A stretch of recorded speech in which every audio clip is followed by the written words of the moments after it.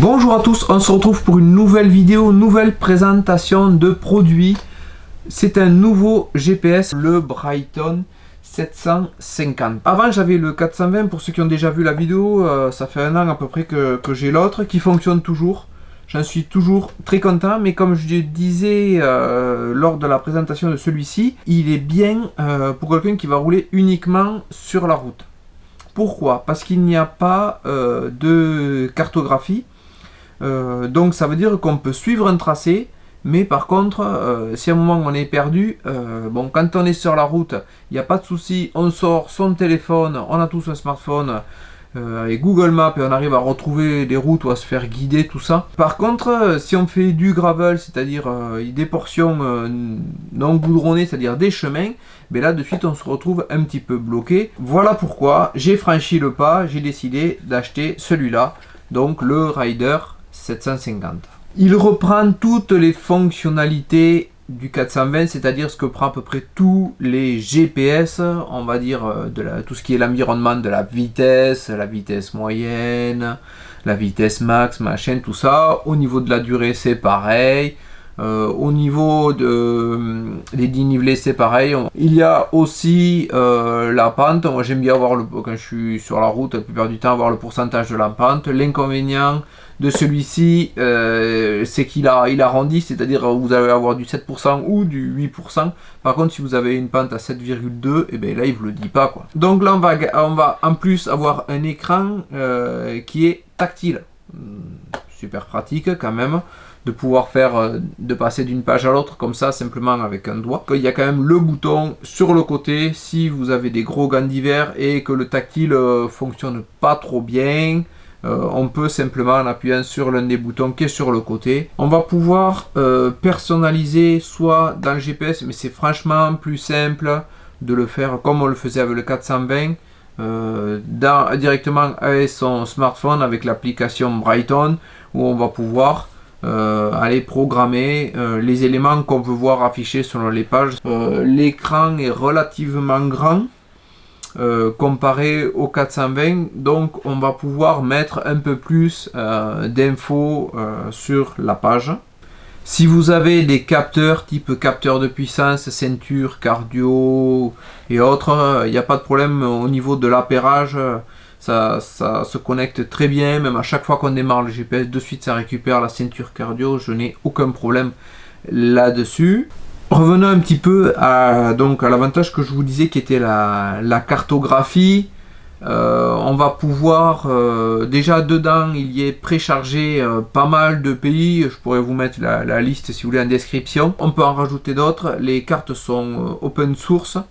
Donc on peut directement, sans payer rien de plus, les rajouter ou faire des mises à jour. J'ai remarqué le petit défaut, c'est qu'on voit les cours d'eau qui sont en bleu et la trace des chemins souvent a une couleur qui est vraiment similaire, le bleu aussi, qu'on peut naviguer donc en tactile en faisant déplacer.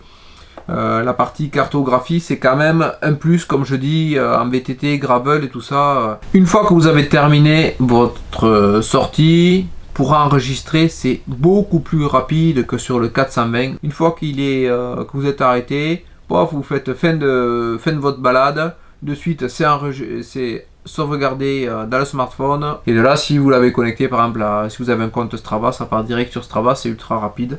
Et maintenant on va se retrouver sur le PC et je vais vous expliquer comment créer une trace vite faite avec Open Runner et ensuite l'ajouter, la transférer sur le téléphone, l'ajouter sur le GPS pour pouvoir l'utiliser. Vous allez sur votre moteur de recherche, vous marquez Open Runner. Une fois qu'on arrive sur le site, je vous conseille de créer un compte tout simplement, parce que si vous ne créez pas de compte, vous ne pourrez pas enregistrer votre tracé. Une fois que vous vous êtes connecté, vous cliquez en haut sur créer un parcours. Et ensuite vous allez chercher partout, n'importe où, là où vous voulez créer votre parcours. Pour tracer un parcours, je ne vais pas rentrer dans les détails, mais vous cliquez ici sur créer un parcours. C'est juste pour vous faire voir après, pour pouvoir le mettre dans le GPS. OpenRunner est complètement gratuit, bien sûr, il n'y a absolument rien à payer. Donc vous choisissez là où vous voulez commencer, peu importe. Voilà, là c'est mon premier point, et ici je vais venir après tracer. Ah, il faut engager comme quoi ça suive les routes, et voilà, par exemple je descends cette route. Si vous faites un appui long, vous pouvez vous déplacer, faire glisser la carte. Voilà, on va faire notre tracé. L'avantage c'est que ça suit en plus voilà, la route, ça jusqu'à Marcillac.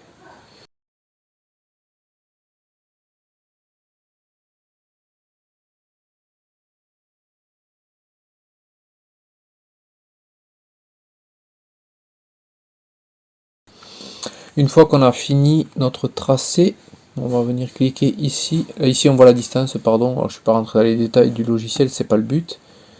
Je vais faire enregistrer. Je vais donner un nom à mon parcours.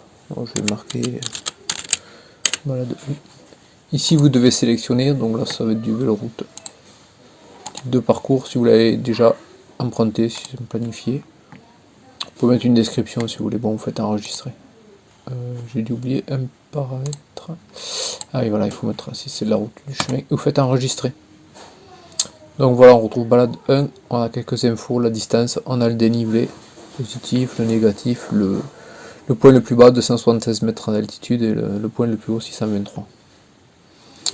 Ensuite, notre parcours, juste à côté, on vous propose ici de télécharger pour un GPS. Cliquez dessus. Et donc là, il s'ouvre une petite page et qui va aller l'enregistrer. Alors souvent c'est dans le dossier téléchargement. Et là vous faites enregistrer, il va s'appeler balade 1, voilà, avec tout ce nom, et ça finit par .gpx. L'étape suivante, ça va être de transférer, donc d'aller connecter son téléphone à son PC et pour pouvoir la mettre dans son téléphone. Voilà. Mon téléphone maintenant étant connecté à mon ordinateur, j'ai ouvert le dossier, donc là j'ai ouvert deux pages d'explorateur. Dans l'une on voit le fameux fichier balade 1 et de l'autre côté donc c'est en gros c'est le poste de travail si vous voulez. Ici je vais ouvrir mon téléphone, je vais venir faire un glisser, déposer, voilà, et ça copie à la racine mon fichier balade 1. Maintenant on va pouvoir allumer son téléphone et pour pouvoir charger la trace et ensuite la transférer sur le GPS. Et ici tout en bas on va retrouver mon balade 1. Je vais cliquer dessus, document, plus, et ici on va choisir active pour que ça l'envoie vers l'application active. Et là dans l'application active il donner un nom au tracé, donc je vais laisser balade 1, sinon on peut le renommer sans problème. Et là je vais faire OK. Et là il est en train donc de charger le nouveau tracé qu'on va retrouver donc balade 1 dans ma route. Maintenant actuellement c'est dans le téléphone, il faut pouvoir l'envoyer dans le GPS. Si je vais donc hop, donc là on est synchronisé, je vais aller retrouver dans ma route. Voilà, on voit bien mon tracé et ici en haut télécharger l'appareil en tant que route et là je fais OK. Et là maintenant dans mon GPS, voilà, il me dit que la trace vers l'appareil est maintenant terminée, donc on va retrouver notre tracé. Si je vais dans le GPS, donc quand vous êtes dans le GPS, c'est ici tout simplement, il y a itinéraire, je choisis route et là je retrouve mon fameux balade 1 de 42 km avec le dénivelé. Donc je me retrouve sur mon tracé. Là on voit bien la carte, le tracé violet. Donc je suis bien sur le parcours. Si je n'étais pas sur le parcours, il afficherait hors piste ou hors parcours. Il m'affiche ma distance de destination, combien il me reste. Alors là voilà, j'arrive à un carrefour et ça m'indique bien à droite qu'il me faut tourner tout simplement. Il y a une autre chose qui est pas mal aussi, c'est le dénivelé en temps réel. C'est-à-dire, vu qu'on suit une trace, ben, le GPS il connaît le chemin et il peut nous récupérer le profil. Et donc il y a une page réservée à ça. Donc là on voit que ça monte. On peut même modifier, rajouter l'affichage, c'est-à-dire avec plus ou moins de zoom. On voit là où on est. On voit qu'on est à 400 mètres d'altitude là. Et doucement, ben, ça va grimper. Une fois ta sortie terminée, il te suffit d'appuyer sur le bouton en haut à droite et l'écran va te proposer soit de jeter la sortie, de ne pas l'enregistrer, ou tout simplement de la sauvegarder. Je reviens un instant sur le GPS, donc il se compose de 2 boutons sur le côté gauche et 2 boutons sur le côté droit qui te permettront de valider une sortie, d'enregistrer ou d'arrêter une sortie, de changer de page.